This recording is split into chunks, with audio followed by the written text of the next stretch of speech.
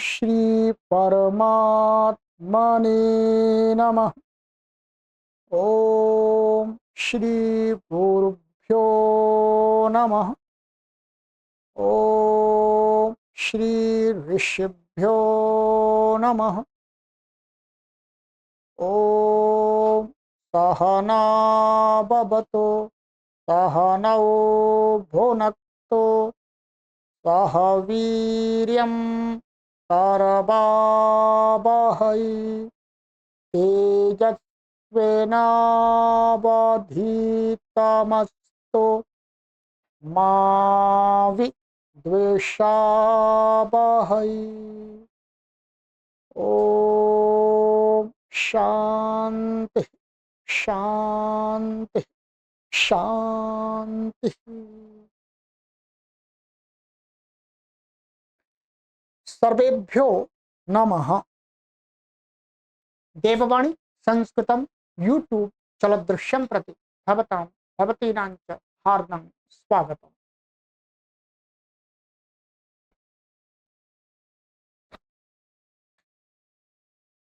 मित्राणि, प्रौढ़ रचनानुवाद कौमुदी कक्षा संख्या 34वीं 34वीं कक्षा को आज पढ़े। शोभना 34वीं कक्षां पठिष्यामः। सप्तमः अभ्यासः। सप्तमस्य अभ्यासस्य शब्दकोशः पाठितः। शब्दकोश आपको पढ़ा दिया है, ठीक है। अग्रे अस्तु अद्य नियमान् पठिष्यामः।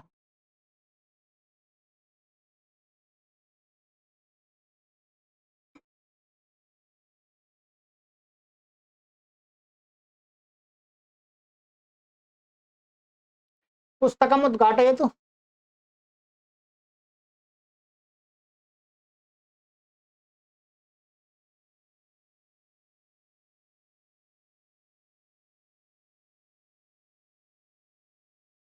शोभनम् अत्र पर्यन्तं सम्पन्नम्।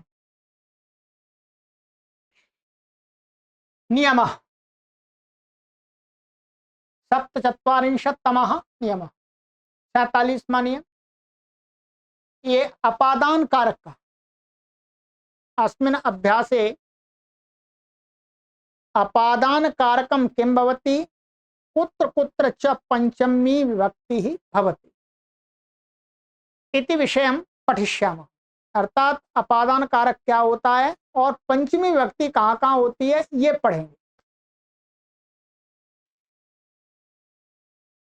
सूत्रम ध्रुवमपाये पादानम, ध्रुवमपाये पादानम, ये सूत्र अष्टाध्यायी का। ये अष्टाध्यायी के प्रथम अध्याय के चतुर्थ पाद का 24वां सूत्र है। यदि आप देखना चाहें तो वहां पर भी देख सकते हैं, ठीक है। ये है अष्टाध्यायी। ये क्या करता है, अपादान कारक संज्ञा करता है। इस सूत्र का एक सीधा सा अर्थ मैं आपको यही समझा देता हूं। इसमें क्या है, तीन शब्द है, एक ध्रुवम और अपाये और अपादानम। ये क्या है, ध्रुवम और अपाये।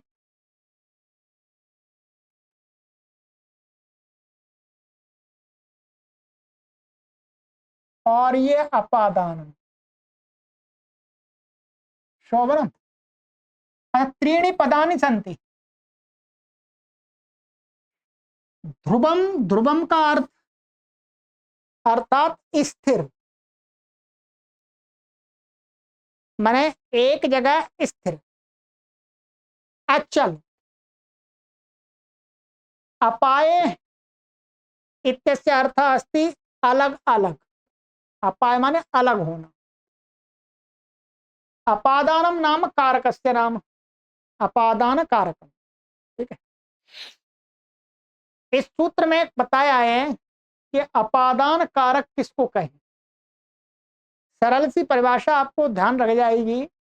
ध्रुवम माने अपाय, अर्थात जब दो या दो से अधिक कोई वस्तुएं हों, ठीक है, ठीक है, दो या दो से अलग वस्तुएं अलग अलग हों, उनमें से माने जब वस्तुएं अलग अलग हों उनमें से जो जो वस्तु अपने स्थान पर वही की वही है अभी भी है। मानिएगा ये पुस्तक है, इस पुस्तक में से ये पन्ना है, ये पन्ना है और ये पन्ना है।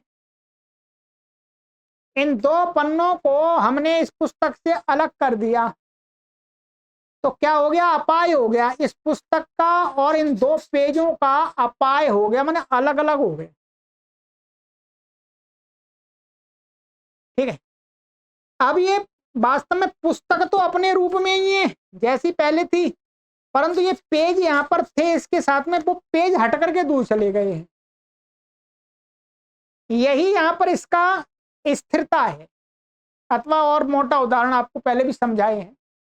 मानिएगा पेड़ खड़ा हुआ है, वृक्षः तिष्ठति, वृक्षस्य उपरि पत्राणि अपि भवन्ति, पत्ते भी होते हैं।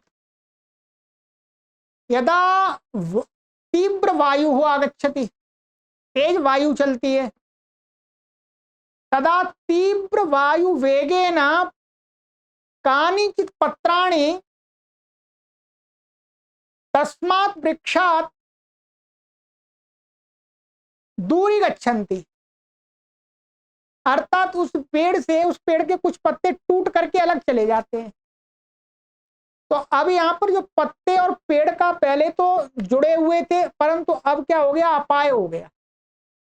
पत्ता भी अलग है, कुछ पत्ते भी अलग हो गए और पेड़ वहीं का पेड़ भी अलग है। परंतु यहाँ पर क्या स्थिति हुई कि पेड़ जहां पहले जब पत्ते उस पर लगे हुए थे तब जिस स्थिति में पेड़ था उसी स्थिति में पेड़ अब भी है, परंतु पत्ते अपने स्थान को छोड़ करके दूसरी जगह चले गए।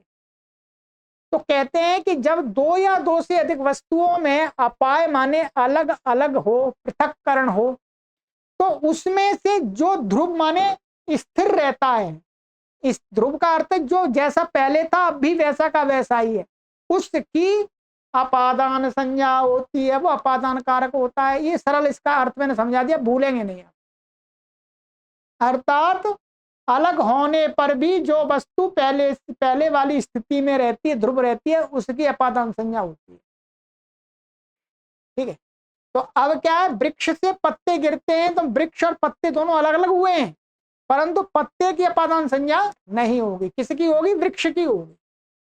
शोभनम वृक्षस्य अपादान संज्ञा भविष्यति न तो पत्राणाम। तो वही कहा, जिससे कोई वस्तु आदि अलग हो उसे अपादान कहते हैं।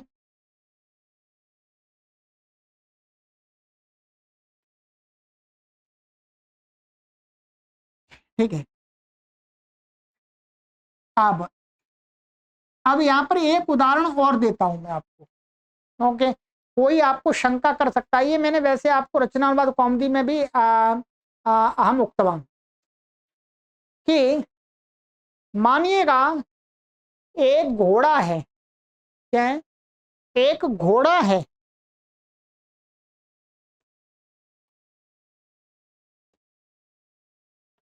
अश्व, एक घोड़ा है, घोड़े पर सवार बैठा हुआ है और घोड़ा दौड़ा जा रहा, घोड़ा दौड़ा जा रहा है और घोड़े के साथ में सवारी भी दौड़ रहा है, ऊपर ऊपर बैठी है। तो अब यहां पर क्या है, घोड़ा तेजी से दौड़ रहा है और क्या होता है, घोड़ा दौड़ते दौड़ते एकदम बीच में ही कहीं जो सवार है वो उछल करके गिर जाता अलग। तो अब यहाँ पर भी क्या, घोड़ा और वो सवार है उसको भी अलग अलग हुआ, अपाय हुआ। पृथक हुआ, अलग दोनों पृथक हुए। तो अब यहां पर किसकी, घोड़ा दौड़ा ही जा रहा है और आदमी अलग गिर गया, तो किसकी अब उपादान संज्ञा होगी? अश्वात मनुष्या पतति। तो अब आप कहेंगे कि घोड़ा तो ध्रुव नहीं हुआ, घोड़ा भी तो दौड़ रहा है। मनुष्य मनुष्य भी ध्रुव नहीं है, वो भी उछल करके अलग गिर गया। जहां पहले था, पहले कहां था वो? पहले वो घोड़े की पीठ पर था, अब पीठ से उछल के अलग गिर गया। परंतु ये कह सकते हैं यहां पर तो किसी की अपादान संज्ञा प्राप्त नहीं है। यहां पर मैंने आपको यही बताया कि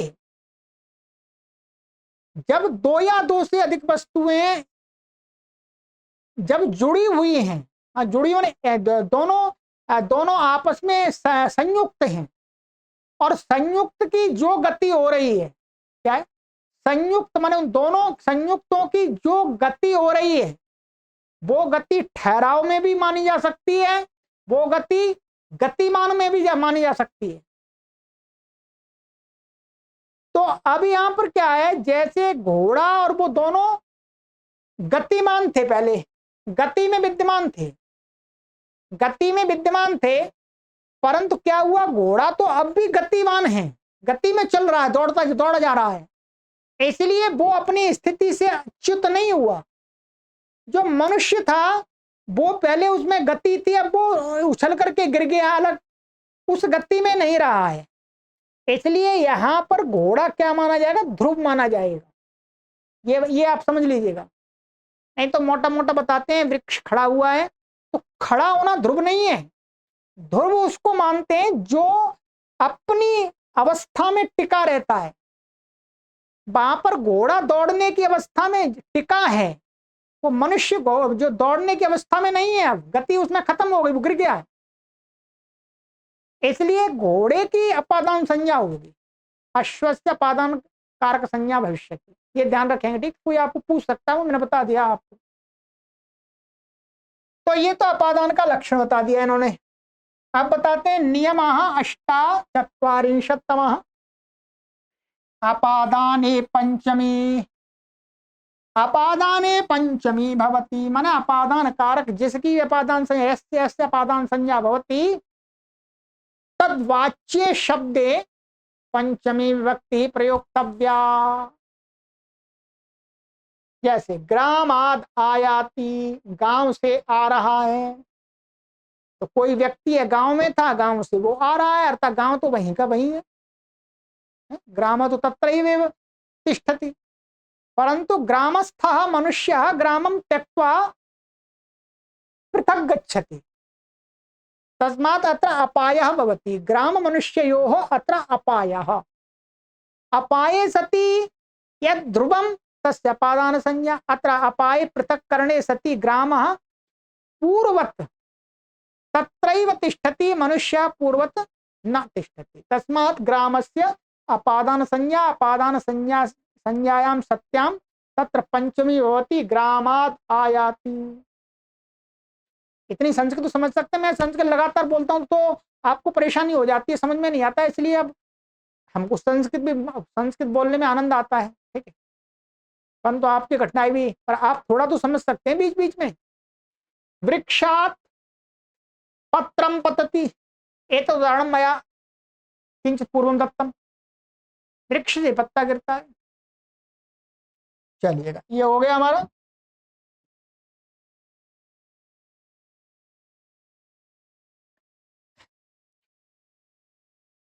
नवचत्वारिंशत्तमः नियमः जुगुप्सा विराम प्रमादार्थानां, अत्र एतत् वार्तिकम् अस्ति, एतत् अस्ति ये प्रमादार्थानां उपसंख्यानम्, यहाँ पर आप ऐसा और जोड़ लेंगे उपसंख्यानम्, ये पूरा वार्तिक हो गया, ठीक है। उपसंख्यानम का अर्थ है यहाँ पर ये भी और जोड़ लेने, माने इनकी भी अपादान संज्ञा कहनी चाहिए। उपसंख्यान माने इनकी भी गणना करनी चाहिए, इनको भी यहाँ पर सम्मिलित कर लेना चाहिए। किसको? जुगुप्सा। जुगुप्सा का अर्थ है घृणा, सर्वे जानन्ति। विराम, विराम मीन्स रुकना, ठहरना।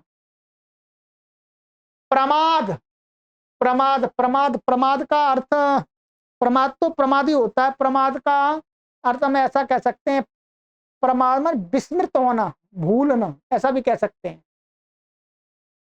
प्रमाद, जो प्रमाद और भूलना एक तरह से उनका जो स्वरूप एक जैसा है, पर प्रमाद, प्रमाद का अर्थ आप मानिए कि प्रमाद में कुछ ना करना, करने तो कर्तव्य कर्म है उनको ना करना।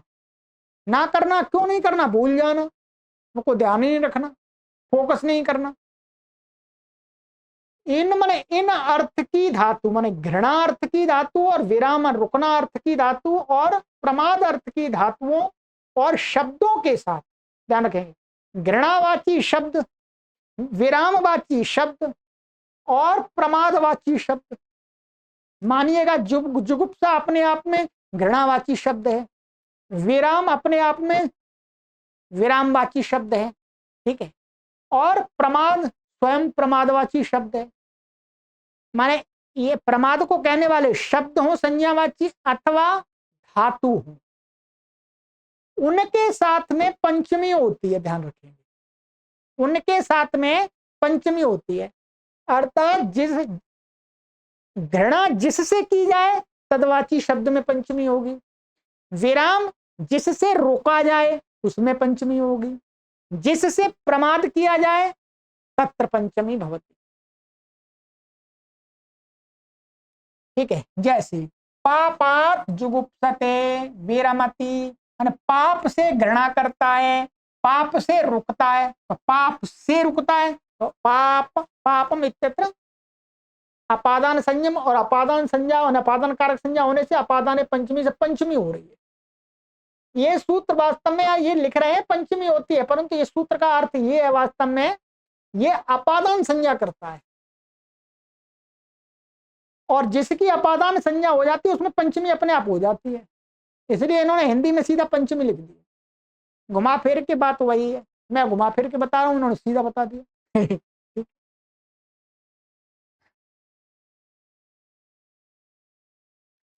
अस्तु, धर्मात् प्रमाद्यति, धर्म से प्रमाद करता है, तो धर्म से प्रमाद करता है, ठीक है। अभी यहां पर इन्होंने ये दिखाया, आप यहां पर ये जो प्रमाद शब्द यहां पर आप ऐसा भी कर सकते, पापात जुगुप्सा, पापात विरामः, पापात प्रमादः, माने पापात नहीं धर्मात प्रमादः, तो जब शब्द का प्रयोग करेंगे तो भी पंचमी होगी। अस्तु, अग्रे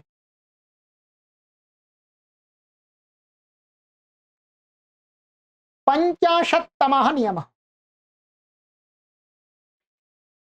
भीत्रार्थानां भय हेतुः अष्टाध्याय्याः सूत्रं वर्तते, संख्या वर्तते प्रथम अध्यायस्य चतुर्थ पादस्य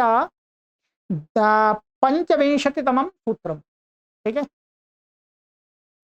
इसका अर्थ है भी और त्रा धातु है, तो भी का अर्थ होता है भय और त्रयी, त्रयी का अर्थ होता है रक्षा करना, तो वही कहा भी माने भय और त्रा, त्रा माने रक्षा अर्थ की धातुओं के साथ भय के कारण में पंचमी होती है, ध्यान रखेंगे।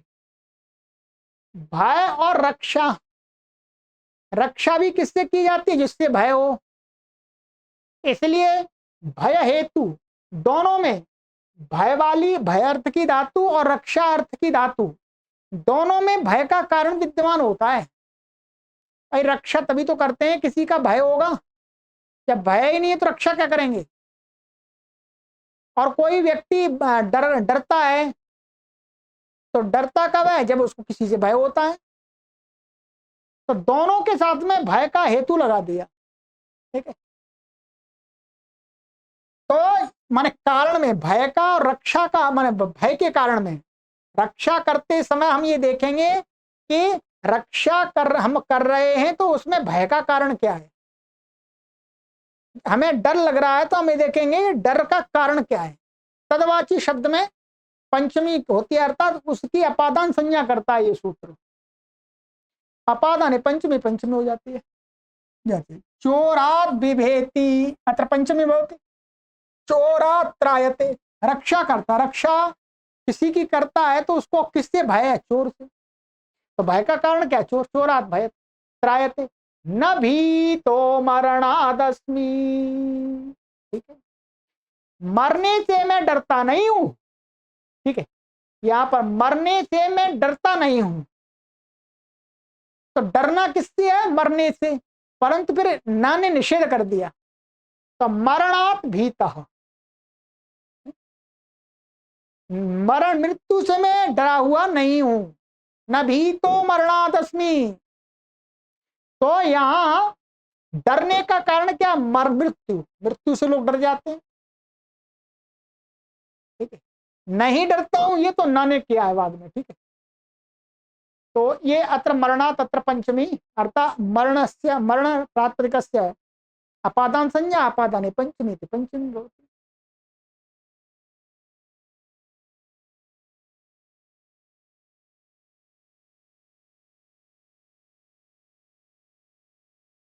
अग्रे 150तमः नियमः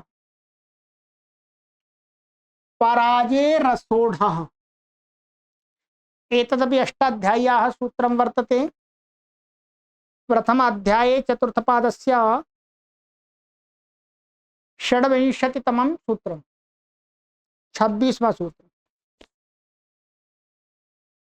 परा प्लस जी के साथ असह्य अर्थ में पंचमी होती है। परा पूर्वक जब जी धातु का प्रयोग करें, और जब हम उसको परापूर्व जी धातु का प्रयोग वाक्य में करेंगे, तो वाक्य के अंदर असह्य अर्थ को कहने वाला जो शब्द प्रयोग हो रहा होगा, अर्थात क्रिया के द्वारा जो करता है किसी भी विषय को सहन नहीं कर सकता, उसको कहने वाला जो शब्द है उसकी वास्तव में अपादान संज्ञा होती है, उस अपादान में पंचमी होती है। यथा अध्ययनात् पराजयते छात्रः, कोई छात्र है वो अध्ययन से पराजयते का अर्थ है पढ़ाई से हार मान जाता है, अर्थात वो अध्ययन को सहन नहीं कर पाता।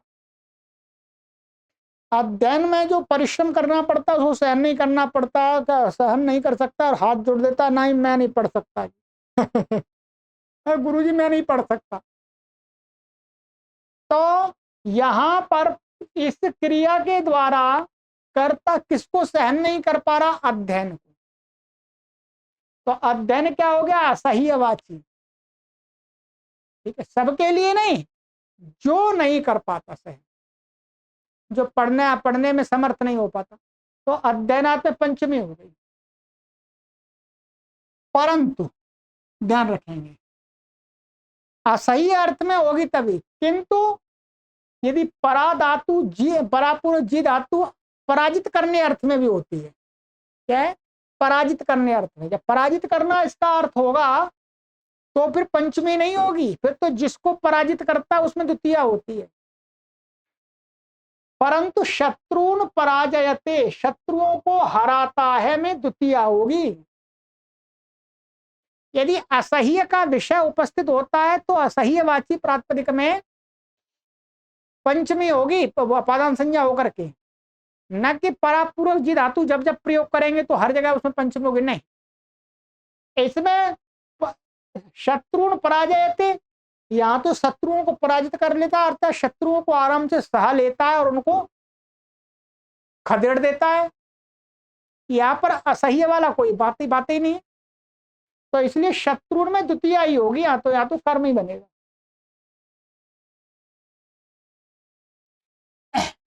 द्वापंचाशत्तमः नियमः वारणार्थानामीप्सितः।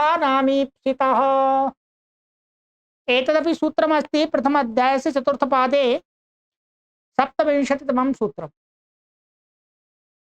इसका अर्थ है कि वारणार्थानाम ईप्सितः, जिस वस्तु से किसी को हटाया जाए, माने किसी को किसी वस्तु से हटाया जाए, और वो वस्तु क्या है, जो हटाने वाला है उसको वो ईप्सित हो, अर्थात इष्ट हो, कि मेरी इस वस्तु को कोई नुकसान नहीं पहुंचे।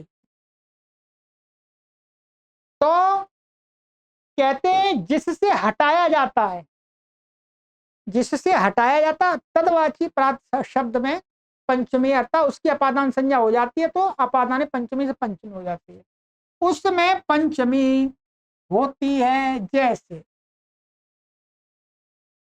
यवेभ्यो गाम वारयति, कोई व्यक्ति है गाय को जौ से हटाता है, जौ के खेत से हटाता है, क्योंकि उसको जौ प्रिय है, वो चाहता है कि मेरे जौ का जो खेत है उसको कोई नुकसान ना हो। तो किससे हटा रहा है, यव से, तो यव में पंचमी हो गई बहुवचन में। ऐसे पापात निवारयति, माने पिता पुत्रम पापात निवारयति। तो यहां पर क्या है, निवारण क्रिया के द्वारा जो हटाने वाला है और पाप से हटाता है, यहां पर थोड़ा सा आपको थोड़ा घुमा के लेना पड़ेगा यहाँ, ठीक है। पाप से दूर रखता है, क्या है, पाप से दूर रखता है उसको, वास्तव में ये इष्ट है। पाप से संबंध लगाएंगे तो पाप से संबंध इष्ट ये है कि पाप इसको संस्पर्श ना करे, है? तो वही है, पापात निवारित, पाप से हटाता है, ठीक है। इसलिए वास्तव में यहाँ पर इसका मोटा सा सीधा सा अर्थ कर दिया, जिस वस्तु से किसी को हटाया जाए उसमें पंचमी होती है। क्योंकि ईप्सित का सूक्ष्म अर्थ समझने के लिए हमको फिर व्याकरण पढ़ना पड़ता, ठीक है। तो यहां पर थोड़ा आपको समझने में कठिनाई हो सकती है कि पापात निवारयति, तो पाप से हटा रहा है पुत्र को, तो पाप तो उसको प्रिय नहीं है, प्रिय नहीं, नहीं प्रिय, परंतु पाप उसको इस रूप में प्रिय है कि ये पाप मेरे पुत्र को संस्पर्श ना करे, ये दूर रहे, बस इतना ही उसको पाप से प्रेम है कि दूर रहे, बस इस रूप में, ठीक है। तो ये हो गया, तो पापात निवारयति, पाप से हटाता है।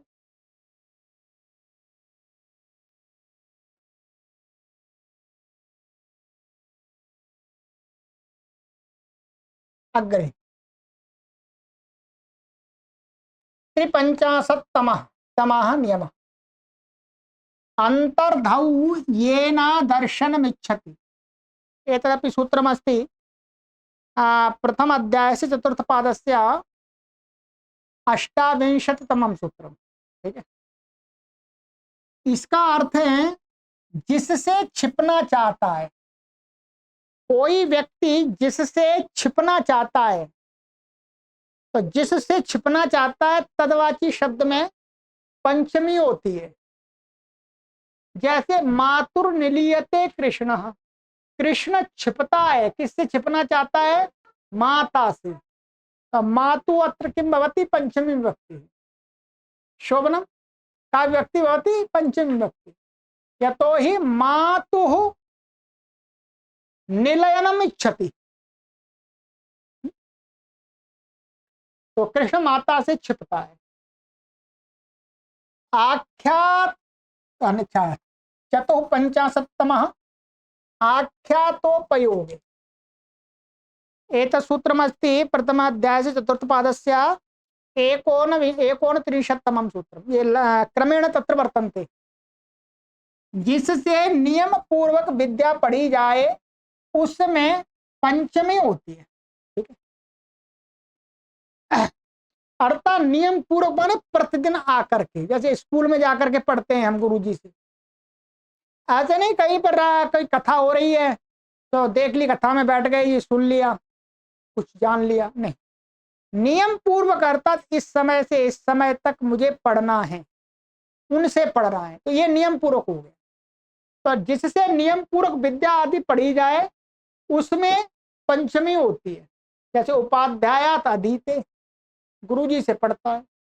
मया तीर्थात अभिनय विद्या शिक्षिता, तो तीर्थ, तीर्थ का अर्थ है गुरु, यहाँ गुरु को भी तीर्थ कहते हैं। मेरे द्वारा गुरु से अभिनय की विद्या सीखी गई, तो अतः तीर्थात नियम पूर्वक गुरु से उसने विद्या सीखी, पंचमी भवति। तेभ्योधिगंतुम निगमांत विद्याम, उनसे अधिगंतुम माने पढ़ने के लिए, निगमांत विद्या माने उनसे वेदांत, निगमांत माने वेदांत विद्या को पढ़ने के लिए। आगे और भी हो सकता है, जैसे अहम तेभ्योधिगंतुम निगमांत विद्याम अत्र अस्मि, मैं यहाँ पर उन गुरुजी से पढ़ने के लिए, वेदांत को पढ़ने के लिए हूँ या आया हूँ, आगतो अस्मि।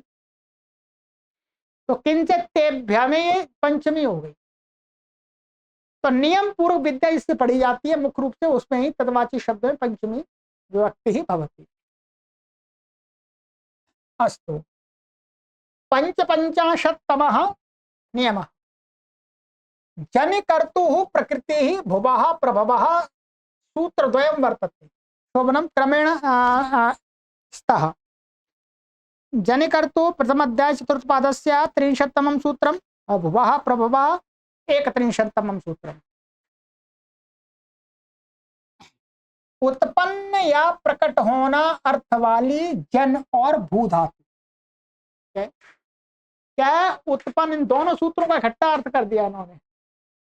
उत्पन्न या प्रकट होने अर्थ वाली जन और भू आदि, माने भू और इसके अलावा और दूसरी भी धातु है, धातुओं के साथ में पंचमी होती है, ध्यान रखेंगे। किसमें पंचमी होती है? जिससे उत्पन्न होता है, जिससे प्रकट होता है। तो जिससे उत्पन्न और जिससे प्रकट तदवाची प्रातिपदिकात पंचमी विभक्ति ही भवति। यथा ब्रह्मणः प्रजाः प्रजायन्ते, ब्रह्मा से प्रजा उत्पन्न होती है। तो प्रजा कुतः प्रजायन्ते ब्रह्मण, ब्रह्मणात्र पंचमी भवति। हेमवतो गंगा प्रभवती, हेमवतो गंगा प्रभवती, तो हिमालय से, हेमवत पंचमी अत्र अस्ति, हिमालय से गंगा प्रकट होती है। वहीं से दिखती है, उससे पहले तो कोई दिखती नहीं है, हिमालय से ही गंगा निकलती हुई देखती है। अब प्रकट होने अर्थ है और भू धातु है, तो हेमवता अत्र पंचमी विभक्ति ही भवति। उद्भवती माने हेमवतो गंगा उद्भवती, हेमवतो गंगा उदगच्छति, समानार्थ का। हाँ, उदगच्छति माने वहां से निकलती है, उत्पन्न होती है, प्रकट होती है। परंतु ध्यान रखेंगे, परंतु पुत्रादि के जन्म में, जब संतान आदि का जन्म हो, तो जिससे जन्म हो रहा है वहां पंचमी नहीं करनी, ये सब कह रहे हैं। परंतु पुत्रादि के जन्म में स्त्री में सप्तमी होगी, पंचमी नहीं होगी। जैसे स्त्री में संतान जन्म लेती है, स्त्री से संतान जन्म लेती है, तो वहां पर भी जन्म लेना अर्थ आ रहा है, और जिससे जन्म लिया जा रहा है उसमें माता है, स्त्री है, उसमें पंचमी नहीं होगी, सप्तमी होगी। जैसे मेनकायाम उत्पन्नाम गौरीम अपश्यत आदि कुछ होगा, ठीक है।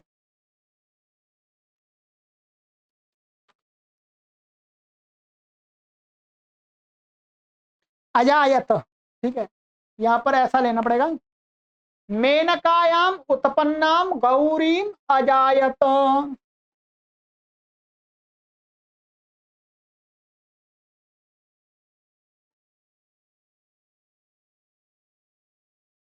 ठीक है, ये हमने लगा दिया है, उत्पन्न होने वाले अर्थ वाली ये धातु ले लिया हमने इसमें, ठीक है। तो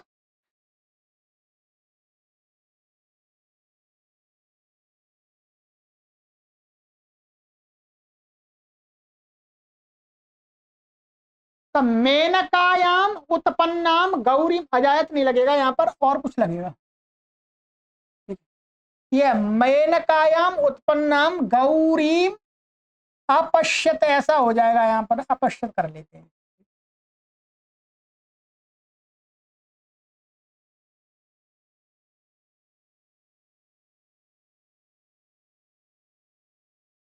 ये थोड़ा सा अलग उदाहरण दिया है। यहाँ पर उत्पन्न होने वाले अर्थ वाली ये क्या, वास्तव में उत्पन्ना, ये वाली यहाँ उत्पूरक पद धातु लिया है इन्होंने, क्योंकि यहाँ पर उत्पन्न होने अर्थ वाली, मान उत्पन्न या प्रकट होने के अर्थ, यहाँ पर उत्पूरक पद धातु भी क्या है, उत्पन्न होने अर्थ वाली है। तो यहाँ पर सप्तमी हुई, मेनका में उत्पन्न अर्थ, मेनका में, मेनका के गर्भ में उत्पन्न। इसके स्थान पर मैं दूसरा आपको उदाहरण देता हूं कि मेनकायाम गर्भे शकुंतला अजायत, एक दूसरी जगह उदाहरण दिया है, ये देख लीजिएगा क्या है। मेनका, कैसे कर देंगे इसको, मेनका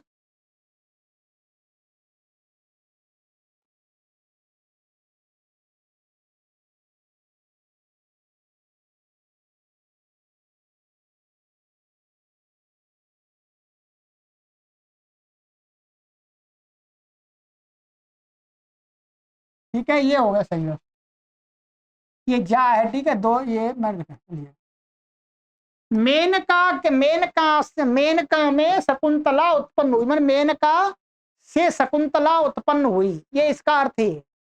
तो यहाँ पर मेनका में सप्तमी हुई है। ये उदाहरण ठीक सा बना नहीं उतना, ये बहुत गहराई से शॉर्टकट में दे दिया उन्होंने। यहाँ पर ऐसा देते तो मेनकायाम शकुंतला जाए, मेनका, इसका अर्थ यह है मेनका से शकुंतला उत्पन्न हुई। तो अब यहाँ पर सप्तमी होगी, यहाँ तो संतान उत्पन्न हो रही है, इसलिए पुत्र आदि, ठीक है। और भी दूसरा उदाहरण, जैसे परदारेशु जायते द्वौ सुतौ कुंड गोलकौ, माने दूसरों की पत्नियों में, दूसरे की पत्नी में दो उत्पन्न हुए, किसी से किसी के बारे में कहा जा रहा है। तो संतान आदि उत्पन्न होती है, जिससे उत्पन्न होती है उसमें सप्तमी होती है, ये कहना चाह रहे हैं शोभनम। तो ये हो अग्रे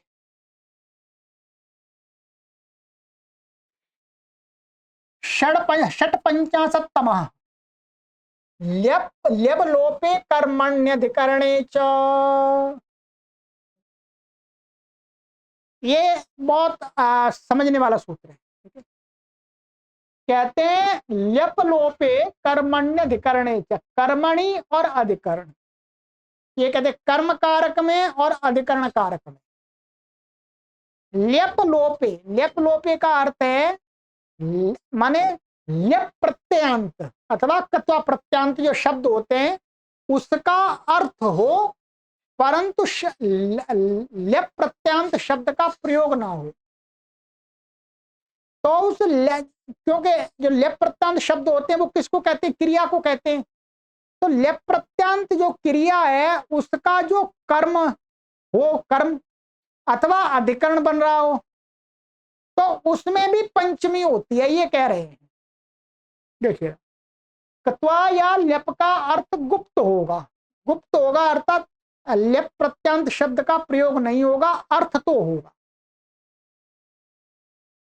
तो कर्म और अधिकरण में पंचमी होगी, क्योंकि कर्म में द्वितीया होनी चाहिए, अधिकरण में सप्तमी होनी चाहिए, परंतु ऐसे अधिकरण और कर्म में पंचमी होती है। जैसे प्रासादात प्रेक्षते, इसको समझिएगा क्या है, प्रासादात प्रेक्षते, इसका अर्थ है महल से देखता है। क्या है, ऐसे तो बोलते हिंदी में कि भाई छत से देखता है, यहां पर महल से देखता है, राजा आदि है या कोई रानी आदि है, वो लोगों को प्रासादन महल से देखती है, देखता है हिंदी में। परंतु इसका पूरा अर्थ क्या है, महल से देखना, इसका अर्थ पूरा ये है प्रासादम आरूह्य प्रेक्षते, इसको पूरा स्पष्ट करेंगे तो क्या बनेगा वाक्य? प्रासादम आरुह्य प्रेक्षते, ये इसका पूरा अर्थ है वास्तव में। प्रासाद पर, प्रासाद को चढ़ करके, प्रासाद को, महल को प्राप्त करके, आरुह्य चढ़ करके, प्रेक्षते माने देखता है, इसका अर्थ ये है वास्तव में। ठीक है, वास्तव में प्रासाद महल से देखता है, महल से मतलब महल को प्राप्त करके महल पर चढ़ करके देखता है, यही तो अर्थ है।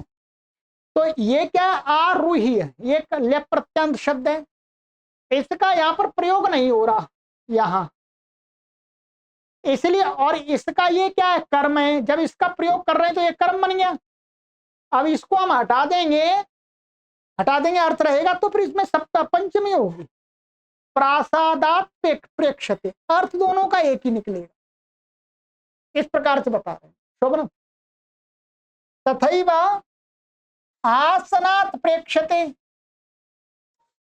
तो आसनात प्रेक्षते का अर्थ है आसने उपविश्य। ठीक है, क्या अर्थ होगा इसका? हाँ, आसने उपविश्य प्रेक्षते, आसन से देखता मैंने आसन पर बैठ के देखता है, यही तो अर्थ होगा। तो आसने उपविश्य, इसका क्या वाक्य होगा? आसने उपविश्य प्रेक्षते। ठीक है,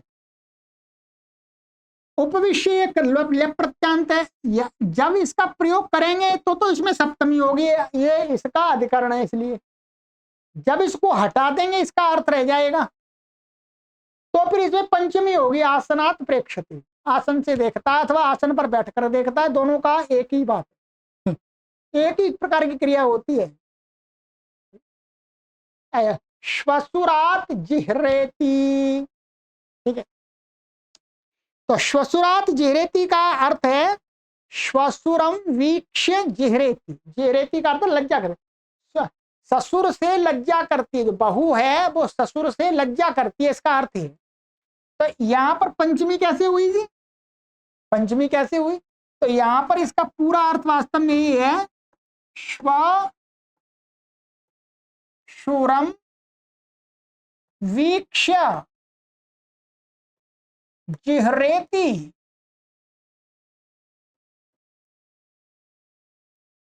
ठीक है, जिह्रेति में लज्जा करती है, शर्म करती है, ससुर को देख करके, ये अर्थ है वास्तव में इसका। तो यहाँ वीक्ष एक तो लेप प्रत्यंत है, इसका यहाँ प्रयोग नहीं हो रहा, इसलिए इसमें पंचमी हो गई। ससुरात जिह्रेति, ये वैसे कर्म है, तो कर्म में यहाँ पर पंचमी करती, ये अच्छी प्रकार से समझ लेना है आप। ठीक है, ये वार्तिक है। अस्तु, चलिए अग्रे। सप्तपंचाशत्तमः नियमः गम्यमानापि क्रिया, ये पूरा वार्तिक है। गम्यमानापि क्रिया कारक विभक्ति नाम निमित्तम, मैं लिख देता हूं। गम्यमानापि क्रिया, क्रिया कारक विभक्ति नाम, लिख लीजिएगा, कारक वार्तिक है विभक्ति नाम निमित्तम। अच्छा,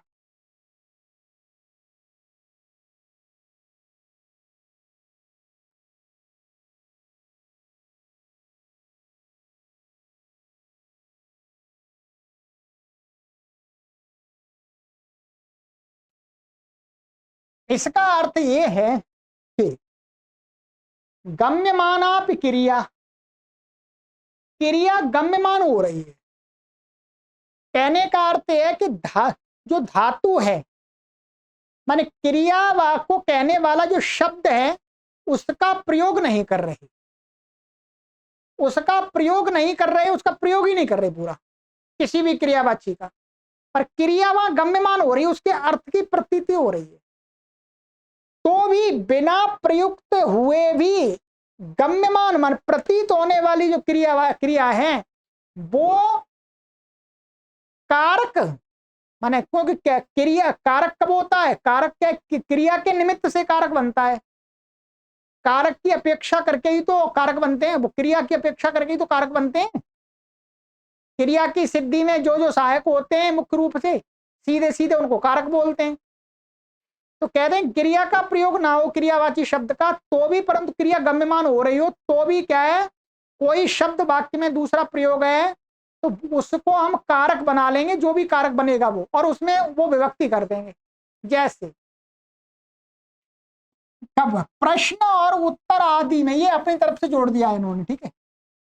प्रश्न और उत्तर करने में, शॉर्टकट प्रश्न और उत्तर करने में ये कह सकते हैं गुप्त क्रिया के आधार पर पंचमी होती है, ठीक है। क्या है, यहां पर इन्होंने थोड़ा अर्थ लिखा है, ये माने गुप्त क्रिया का आधार का अर्थ है निमित्त, गुप्त क्रिया का निमित्त जो भी बनेगा उसमें पंचमी होगी।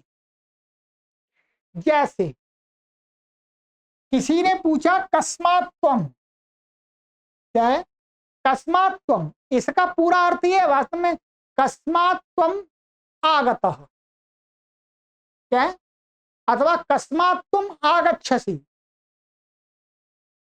इसका अर्थ यही तो भाई, किसी ने पूछा कस्मात् तुम माने कहां से आ रहे हो, ठीक है। तो यह कस्मात् तुम, इसमें क्रिया तो है नहीं पर क्रिया के अर्थ की प्रतीति हो रही है, तो वो जो आना क्रिया है वो क्या है, यहां पर निमित्त बन गई, इसमें कारक में, इसमें भी निमित्त बने, इसमें मुख्य रूप से इसमें बनी है। कहां से, कहां से आ रहे हो, तो उत्तर, ये प्रश्न उत्तर में नद्याः, नदी से, नदी से अपने आप आ रहा हूं, ऐसा अर्थ है, नदी से आ रहा हूं। तो आ रहा हूं ये क्रिया इसमें कारक में निमित्त बन गई है, ये इसमें पंचमी कर दी इसमें, माने ये क्या है, इसका एक प्रकार से अपादान कारक हो गया, जो गम्यमान क्रिया इस कारक को अपादान कारक बनाने में निमित्त बन गई। तो नद्या, नद्या नदी से आ रहे हैं। कुतो भवान, आप कहां से हैं जी, किस स्थान से हैं, किस स्थान पर रहते हैं, पाटलिपुत्रात, पाटलिपुत्र से हूं, मैं पाटलिपुत्र में रहता हूं, या मैं पाटलिपुत्र से आया हूं। तो इसमें कुता ये पंचम्यंत है, ये पंचम तहसील प्रत्यय पंचम्यंत माना जाता है, और पाटलिपुत्रात ये पंचमी, इसमें पंचमी किस क्रिया के निमित्त से आई, तो यह गम्यमान क्रिया है, पाटली, आप कहां से आए, पटना से। तो आना क्रिया यहां पर गम्यमान क्रिया, अर्थात साक्षात उसके लिए शब्द प्रयोग नहीं है, ठीक है। तो ये ध्यान रखना है आपको, इनका बहुत प्रयोग करते हैं, कभी आपको कोई पूछ सकता है भाई, शॉर्टकट में बोलते हैं कुतो भवान, आप कहां से, तो यहां गम्यमान क्रिया के कारण से कुतः में, कस्मात में, पाटलिपुत्राद आदि शब्दों में पंचमी हो जाती है। चलिए,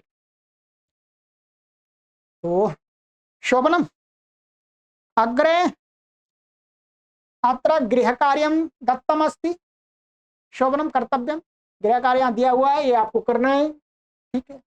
ये क विभाग यहाँ पर लिखा हुआ है, जिस जिस वाक्य में, जैसे यहाँ पर ईक्ष वृद्ध धातु लोट लकार के आत्मनिपद का प्रयोग करना है, उसके अनुसार ही कीजिएगा, ईक्ष का करना है, यहाँ पर अवेक्ष का करना है, ठीक है। जहाँ लोट लिख दिया है उसमें लोट का करना है, जहाँ नहीं लिखा है वहां इसके वाक्य को देख करके करना है, ठीक है। ये पंचदश वाक्यानि, 5 और ख में